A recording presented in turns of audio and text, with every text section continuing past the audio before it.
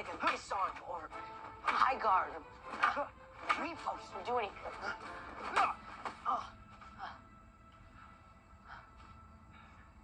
We're paused.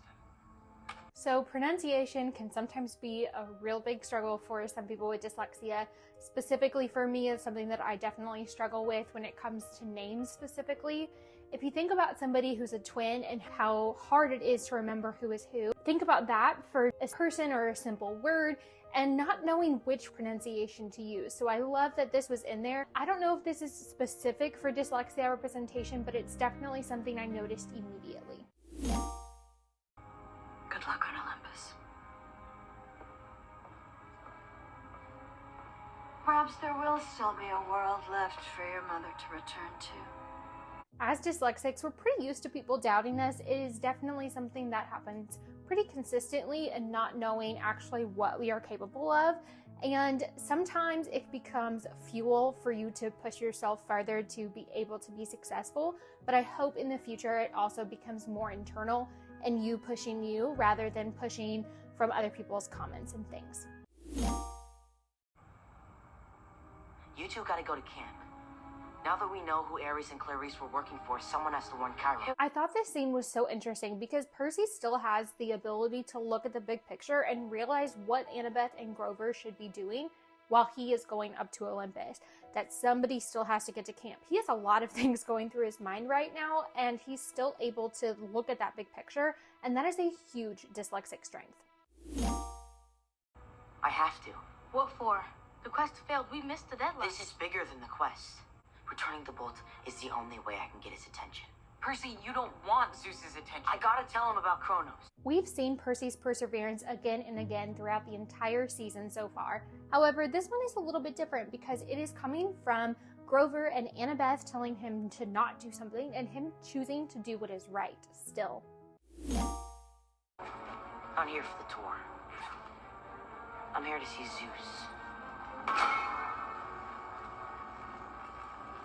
I don't have an appointment.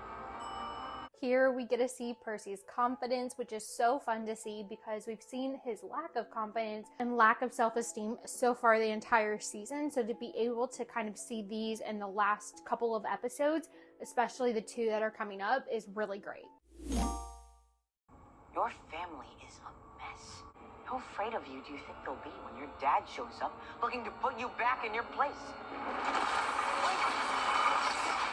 I cut this scene short, but absolutely this entire sequence, you can really see the impulsivity from Percy's ADHD.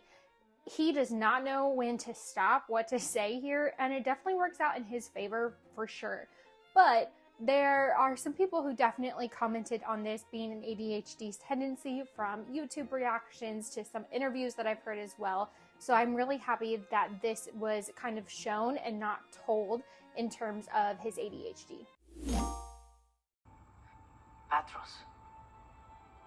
That's the only word I really got. It means father. I love this in there because one, it shows how important Sally is to Percy's ability to understand the stories and ancient Greek and just all of these things.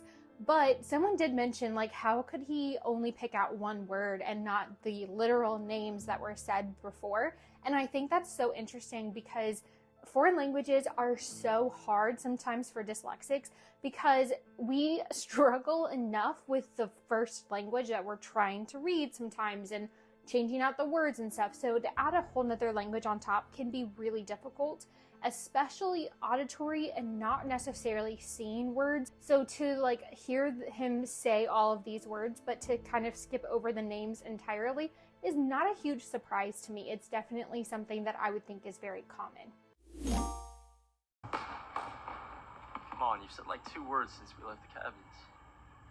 Just thinking about what the Oracle said. That all failed to save what matters most in the end. Percy is really trying to figure out what is going on, what is he missing throughout this scene, and he kind of realizes it quite quickly as he's having this conversation with Luke. But I did want to show this scene because I think this is actually when he starts to really consider that Luke truly might be the person who stole the lightning bolt.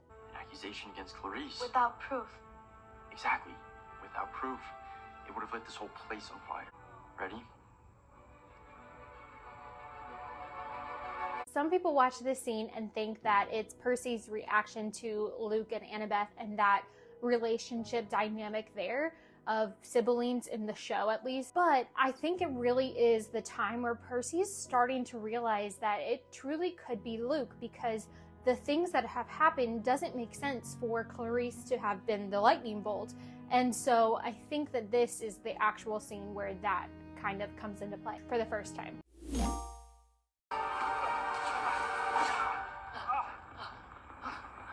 Sorry. I didn't mean to.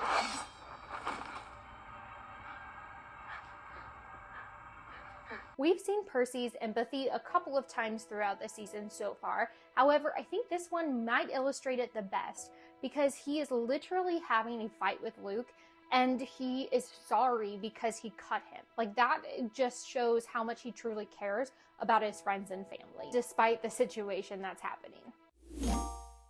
I mean, that's your name? Yes. Are you sure? Because I'm 90% sure it's Pete.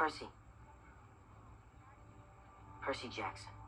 This is another clip to show that confidence that has really grown over the entire season and really become the arc that he's had for sure, and to be able to be firm in who he is when he is saying his name. Here's another clip that also shows his confidence. If you can survive, what's next? Well, it turns out I'm pretty good at this. So when you are serious, come find me. Now, he may be pushing his confidence a little far when it comes to this scene, because he is talking to Kronos and he knows who he's talking to in his dream this time. It's not a surprise. I think this one, again, showcases very strongly where his confidence is and where his self-esteem is as well. No, come on. Breakfast awaits, 7th grade awaits. Let's get this party started. Even though he's just waking up from the dream, and so that's why he's kind of getting out slowly, I love how Sally is here like, no, we are going to school, because honestly, some of the mornings when you have to go to school is so challenging, because that's where your challenges are most of the time. It's where you have to read and you have to do all of the things that you really struggle with throughout the entire day. So mornings in the household were really, really awful when I was younger, because I just really didn't want to go to school most days, because I knew I'd be facing challenges throughout the entire day. So I love being able to see this scene and really relate to it in that sense. If you ever feel like you don't fit, like the world doesn't make sense, then you might be a part of our world. So don't give up, because we might need you for the fight ahead. This final monologue is the best way to end not only episode 8, but also the entire season as a whole. I love the start and end with the monologue for the entire season. I do hope they continue that for the future seasons as well. But specifically for this one, again, we hear the word fit, and that, you know, we may need you for the fight ahead. I really think a lot of people resonated with this who have ADHD or dyslexia or both. I definitely saw some reactions where they got teary-eyed or they literally cried, because this was a scene that definitely they related to, and also the blue pancakes were just kind of perfect too. We made it to the end of episode 8. This episode in particular, I absolutely loved. I think they did a phenomenal job with it, not only as an episode, but also the finale for the entire season 1. I think it was just so well done.